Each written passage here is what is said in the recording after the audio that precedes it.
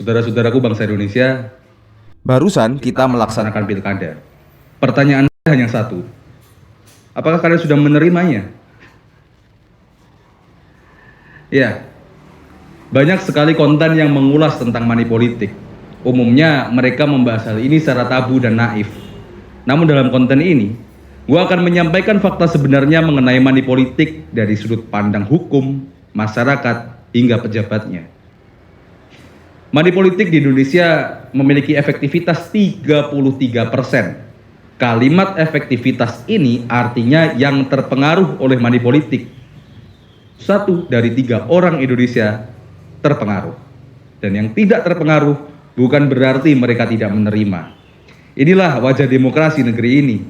Suara rakyat kita terbeli dengan uang. Maka jangan salahkan jika kalimat suara rakyat sudah tidak sakti lagi. Bahkan jika ada demonstrasi yang mengatasnamakan suara rakyat akan terkesan diremehkan. Dan mahasiswa dan pendemo kita seringkali diserang oleh sebangsanya sendiri karena dikira minta jatah proyek.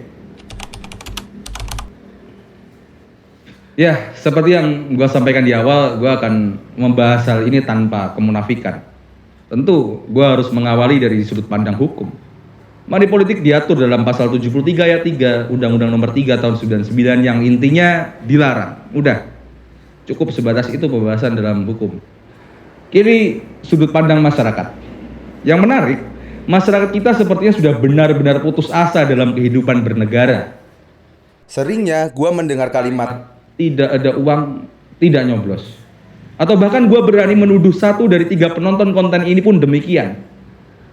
Lalu apakah hal ini sepenuhnya salah masyarakat? Menurut gue tidak. Terserah kalian yang benar-benar menolak money politik akan marah karena gue terkesan membela praktik demokrasi yang salah ini, tapi kita harus berani melihat fakta. Fakta bahwa mereka berpikir pemerintah tidak pernah hadir dalam kehidupan mereka. Jalan depan rumahnya rusak, praktek pungli merajalela, hingga wakil rakyat yang tingkahnya semakin menggemaskan. Akhirnya daripada mereka tidak dapat apa-apa, ya sikat aja barang itu. Sebagian yang lain menganggap bahwa pemilihan sangat merepotkan dan tidak sebanding dengan dampak kehidupan mereka, terutama yang bekerja dengan sistem harian. Money politik ini dianggap sebagai pengganti penghasilan karena di hari pemilihan mereka tidak bekerja. Kalau kata orang Jawa, ijo le nyambut gawe. Intinya mereka menganggap proses pemilihan yang berjalan, siapapun yang menang tidak memberikan dampak signifikan dalam hidupnya. Sebuah logika yang salah walaupun kenyataannya banyak dianut. Ditambah perilaku korup yang sering ditampilkan pejabat membuat mereka berpikir bahwa money politik yang diberikan kepada mereka laksana modal politik pejabat. Dan mereka menganggap pejabat yang jadi ini pasti korup, mencari uang haram untuk mengembalikan modal politik. Dalam pemikiran seperti ini ternyata masyarakat kita sudah mewajarkan korupsi. Bagi pejabat, mereka sebenarnya pusing dengan tuntutan masyarakat atas kebiasaan money politik ini. Namun seolah sudah menjadi keharusan, mereka tetap mengeluarkannya dengan alasan lawan juga melakukannya. Dan lawannya pun berpikir hal yang demikian. Sekalipun KPU seringkali membuat acara penandatanganan fakta integritas politik tanpa uang, acara itu ya hanya formalitas. Karena money politik sudah menjadi strategi pemenangan yang bahkan sudah mereka pikirkan sebelum mereka mendaftar. Dan semakin kesini, money politik membentuk ekosistemnya sendiri. Makin lama, makin terstruktur, sistematis, dan masif. Dan kalian pasti kaget, money politik sudah ada event organisernya sendiri.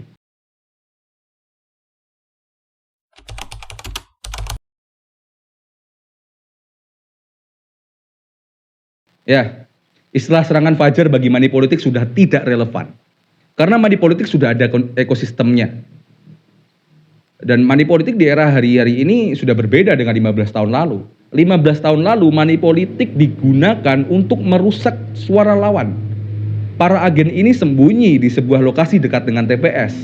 Mereka beroperasi ketika melihat seseorang yang berpotensi memilih lawan mereka dan mereka menawarkan sejumlah uang diganti dengan kertas undangan pemilihan sehingga sasarannya tidak jadi memilih.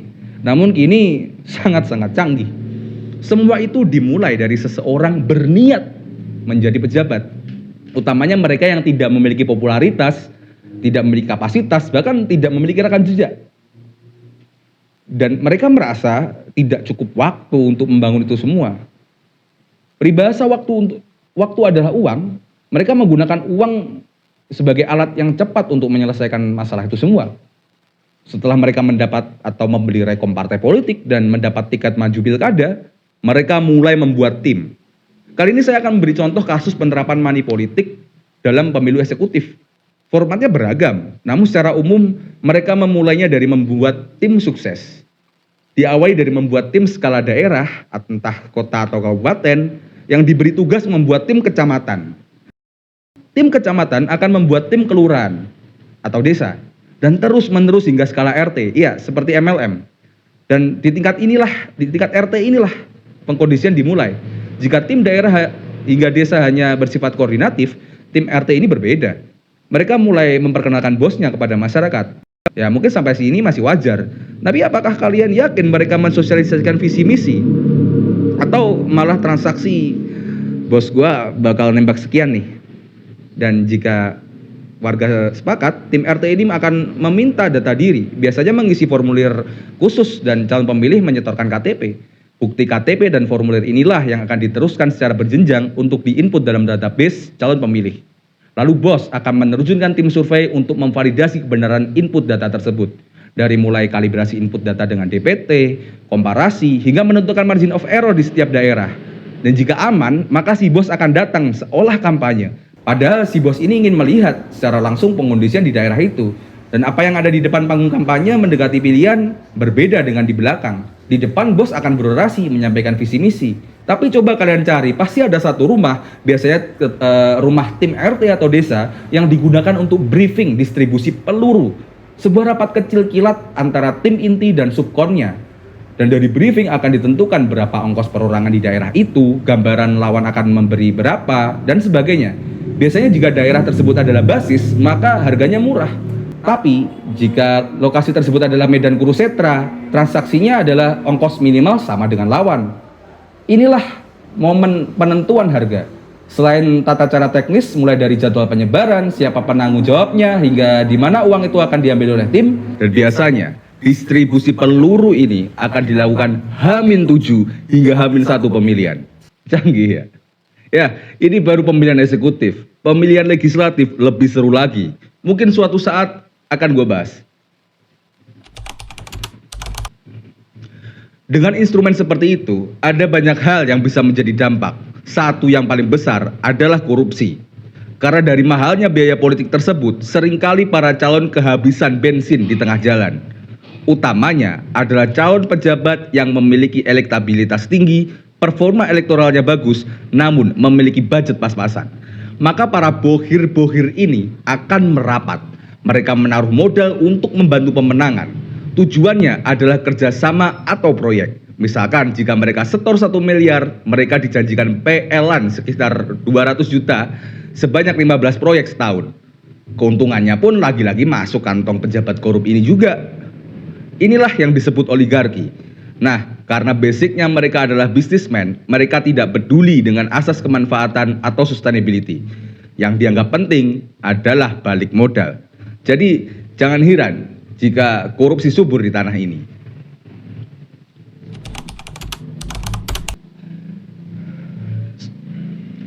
Baik, kita berpikir sejenak.